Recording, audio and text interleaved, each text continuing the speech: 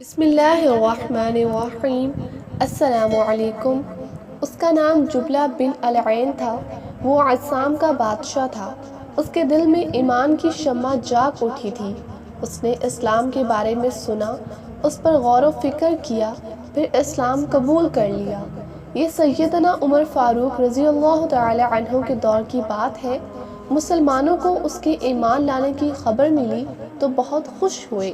جبلہ نے سیدنا عمر فاروق رضی اللہ تعالی عنہ کو خط لکھا کہ وہ مدینہ تجربہ آنے کی اجازت چاہتا ہے۔ اسے اجازت دے دی گئی کہ تم مدینہ تجربہ آ سکتے ہو۔ تمہارے لیے وہی کچھ ہے جو ہمارے لیے ہے، اور تم پر وہی کچھ واجب ہے جو ہم پر واجب ہے۔ جبلہ عصام سے روانہ ہوا۔ اس کے جلو میں 500 گھڑ سوار تھے۔ وہ مدینہ کے قریب پہنچا تو اس نے شاہی لباس پہنا جس کے دامن پر سونے کی دھاریاں تھیں۔ پھر اس نے ہیروں اور جواہرات سے مزین تاج سر پر رکھا۔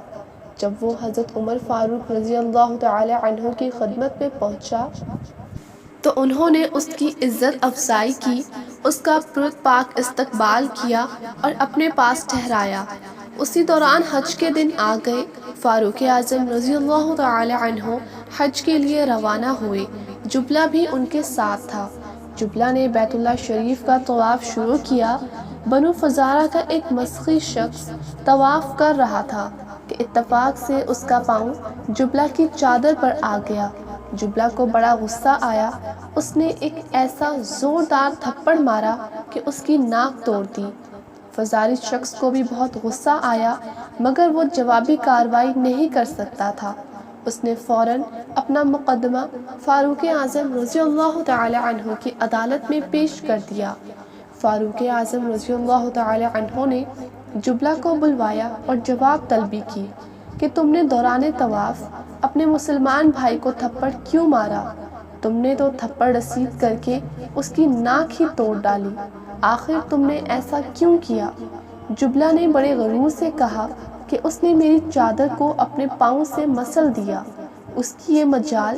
اگر مجھے مقدس گھر کی حرمت اور عزت کی پرواہ نہ ہوتی تو میں اس کی گردن اڑا دیتا۔ فاروق اعظم رضی اللہ تعالی عنہ نے فرمایا، جبلہ تم نے اپنی غلطی کا اعتراف کر لیا ہے کہ واقعی تم نے اسے تھپڑ مارا ہے۔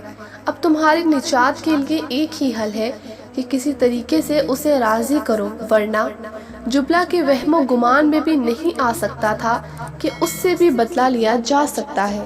اس نے فوراً پوچھا، ورنہ کیا ہوگا؟ ارشاد ہوا کہ اس فزاری سے کہا جائے گا کہ وہ آگے بڑھے اور تمہارے منہ پر ویسا ہی زوردار تھپڑ مار کر اپنا بدلہ لے لے۔ جبلہ کہنے لگا، اچھا تو کیا وہ مجھ سے بدلہ لے گا؟ میں ایک بادشاہ ہوں اور وہ ایک ادنا سا بے حیثیت آدمی۔ فاروق اعظم رضی اللہ تعالی عنہ نے ارشاد فرمایا، اسلام نے سب کو برابر کے حقوق دیے ہیں۔ تم اور فزاری دونوں برابر ہو۔ اسلام کی نظر میں اعلیٰ شخص وہی ہے جو تقویٰ کے لحاظ سے بہتر ہے۔ یہ تھا انصاف۔ جبلہ کو اس قسم کے مساوی سلوک کا وہم و گمان بھی نہ تھا۔ اس نے کہا، میں اس صورت میں دوبارہ عیسائی بن جاتا ہوں۔ ارشاد ہوا، جو شخص اپنے دین یعنی اسلام سے پھر جائے، اسلام کی روح سے اس کی سزا موت ہے۔ جبلہ کہنے لگا، امیر المومنین، اس صورتحال پر غور کرنے کے لیے مجھے کل تک کی مہلت عطا فرمائیں۔ فاروق اعظم رضی اللہ تعالی عنہ نے مہلت دے دی۔ رات کا کچھ عرصہ گزرا تو جبلہ اپنے ہمراہیوں کے ساتھ مکہ مکرمہ سے نکل بھاگا۔ وہ قسطنطنیہ پہنچا، جہاں اس نے دوبارہ عیسائیت قبول کر لی۔ زمانہ بیت گیا، اس کی جوانی کا رنگ اڑ گیا، نقوش مانند پڑ گئے، شان و شوکت دھندلا گئی۔ اسے اسلام کے ایام یاد آ گئے، نماز اور روزے کی لذت بیدار ہونے لگی۔ اسے اسلام چھوڑنے پر ندامت ہوئی۔ زیادہ ندامت اس بات پر ہوئی کہ میں اسلام میں داخل ہونے کے بعد دوبارہ مشرک ہو گیا۔ اس احساس کے باوجود وہ آخری عمر تک عیسائیت پر قائم رہا۔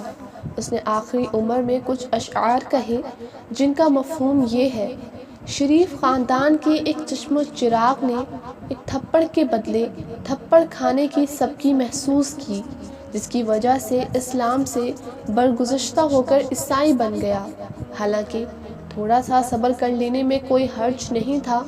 کاش میری ماں نے مجھے جنا ہی نہ ہوتا، کاش میں عمر رضی اللہ تعالی عنہ کی بات مان لیتا، کاش شام میں میری معیشت کا ادنا سا سامان بھی ہوتا تو میں اپنی قوم کے افراد کے ساتھ اٹھتا بیٹھتا۔ اب تو میری سماعت بھی ختم ہو رہی ہے اور بصارت بھی، مگر اس احساس کے باوجود اس نے توبہ کر کے دوبارہ اسلام قبول نہ کیا۔